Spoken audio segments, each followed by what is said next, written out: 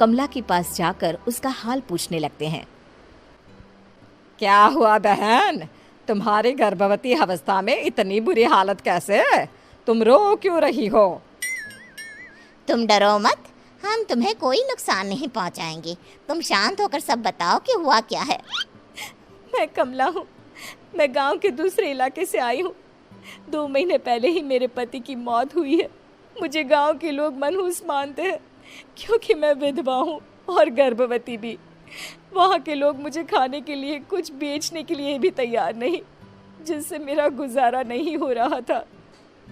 कोई बात नहीं कमला, हम तुम्हारा ख्याल रखेंगे।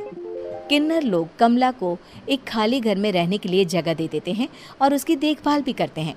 कुछ ही महीने बाद कमला अपने बच्चे को जन्म देती है, पर अफसोस कमला बच्चे को जन्म देते ही अपनी जान गंवा देती है। जब सब किन्नर बच्चे को देखते हैं तो बहुत खुश हो जाते हैं, क्योंकि वो बच्चा भी किन्नर ही था। कमला ने एक किन्नर बच्चे को जन्म दिया था। अब इस बच्चे की देखभाल कौन करेगा? हम तो इस बच्चे को गांव के दूसरे इलाके में भी नहीं भेज सकते। और तो क्या हुआ, इस बच्चे की माँ नहीं रही तो हम इसे पालेंगे। अब ये हमारे इलाके में रहेगा, हमारे साथ रहेगा।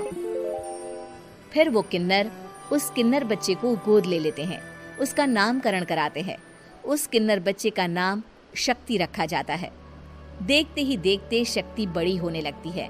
उसके रंग रूप बहुत सुंदर थे। वो बहुत सुंदर किन्नर दिखती है।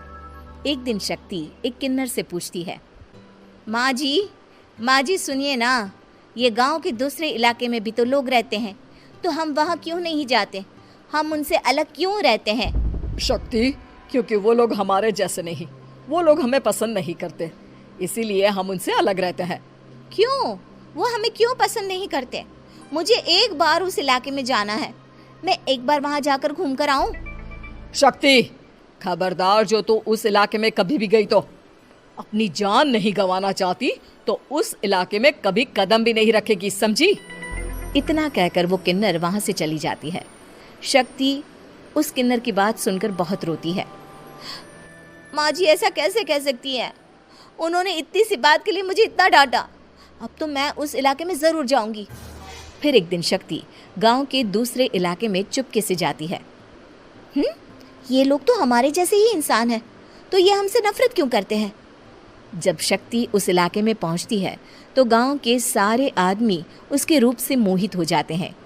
वो लोग ये अंदाज़ा नहीं लगा पाते कि वो किन्नर है। शक्ति की सुंदरता देखकर सारे गांव वाले उसकी तारीफ करने लगते हैं। तभी गांव का चक्कर लगाने गांव के जमींदार का बेटा हर्ष वहां पहुंचता है। हर्ष भी दिखने में बहुत सुंदर होता है। जब हर्ष ने शक्ति को देखा तो वो भी उससे मोहित हो गया, और जब शक्ति की नज़र हर्ष पर पड़ी तो वो हर्ष को देखकर मोहित हो गई। आपको पहले कभी इस गांव में देखा नहीं। इस गांव में आप नए हैं क्या? जी नहीं, वो मैं बस। तभी शक्ति बोलते बोलते रुक जाती है और मन में सोचने लगती है, अगर मैंने इनको बता दिया कि मैं दूसरे इलाके से आई हूँ तो वो समझ जाएंगे कि मैं किन्नर हूँ, इसलिए मुझे इनसे झूठ ही बोलना पड़ेगा।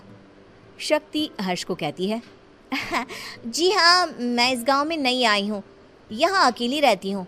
वैसे आप कौन है? आप भी इसी गांव में रहते हैं? जी हाँ, मैं इस गांव के जमींदार का बेटा हूँ। आपको किसी भी चीज की जरूरत पड़े तो आप मुझे बता देना, मुझे अच्छा लगेगा। ऐसे ही शक्ति और हर्ष एक दूसरे से रोज मिलने लगते। वो दोनों अपने प्यार का इजहार करने एक दूसरे से मिलने जाते हैं। तभी शक्ति का पीछा करते करते एक किन्नर वहां आ जाती है।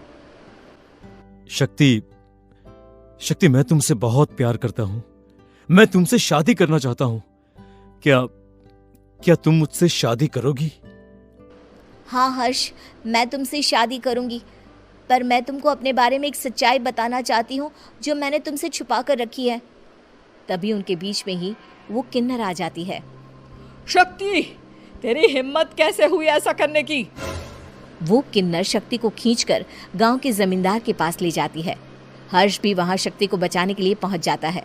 जमींदार शक्ति और हर्ष के प्यार के बारे में सुनकर गुस्से में आ जाता है और शक्ति को गांव के बाहर निकालने की सजा देता है।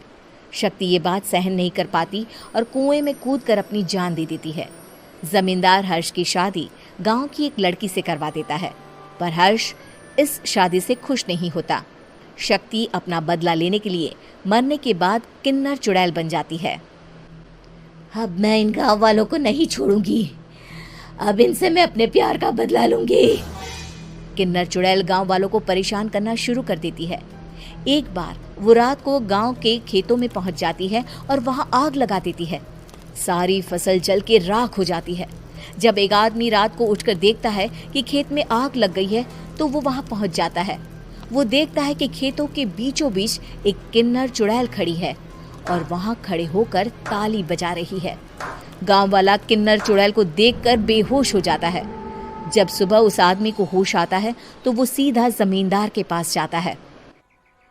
अरे जमींदार साहब, अरे वो किन्नर चुड़ैल ने मेरी सारी फसल जला दी।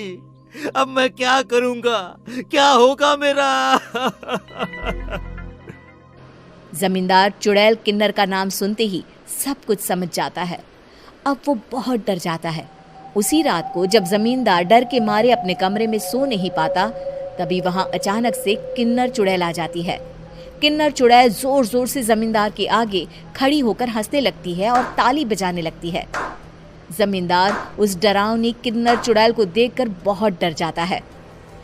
तूने मेरे साथ बहुत बुरा किया, अब मैं तुझे जान से मार दूंगी। नहीं नहीं नहीं नहीं नहीं, मुझे माफ कर दो, मुझे मत मारो। मैं कभी ऐसा दोबारा नहीं करूंगा।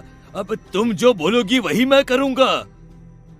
ठीक है, मैं चाहती हूँ कि किन्नर इलाका गांव के इलाके से जुड़े और गांव का कोई भी आदमी किन्नर समाज से द्वेष ना करे, उससे नफरत ना करे, नहीं तो मैं सारे गांव को मार दूंगी।